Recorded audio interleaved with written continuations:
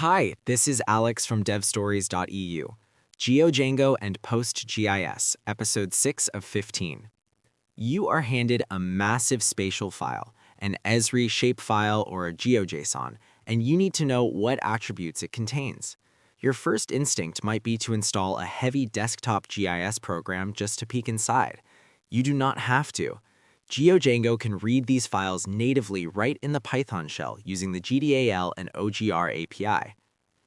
If geographic information systems are a toolbox, the Geospatial Data Abstraction Library is the universal translator. Technically, GDAL handles raster data, like satellite imagery, while its partner OGR handles vector data, like points, lines, and polygons. GeoDjango bundles a Pythonic wrapper around the OGR library, giving you a direct way to inspect almost any vector file format on the planet. Say you downloaded a shapefile containing the borders of every country in the world. Before you write a script to ingest this data, you need to know exactly how it is structured. You start by importing the data source object from the GeoDjango GDAL module. You create a new data source by passing it the file path of your shapefile. This object now represents your entire downloaded spatial dataset. A data source organizes its spatial information into layers. You can ask the data source for a count of its layers.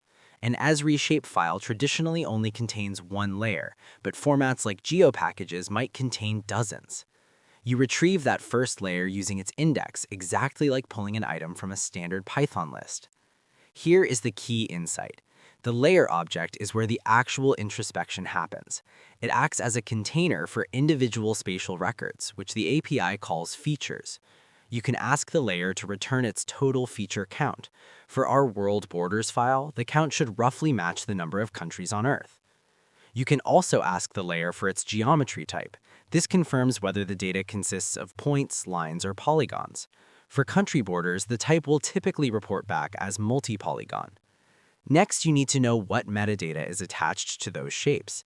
You can ask the layer for its fields. This returns a list of strings representing the attribute column names. You might see names corresponding to an internal country code, a common name, and a population count. You can even drill down one level deeper. By accessing an individual feature from the layer by its index, you can inspect a single country. You can ask that specific feature for the value of its common name field. You can also access that feature's specific geometry object and ask it to output its coordinates as well-known text or GeoJSON. You have now mapped out exactly what shapes the file contains, the names of its attributes, and the structure of its records. You did all of this purely through Python without writing a database import script or relying on external visualization software. The GDAL wrapper turns your standard Python shell into an exploratory lens for spatial data, allowing you to validate foreign files before a single record touches your database. That's all for this one. Thanks for listening and keep building.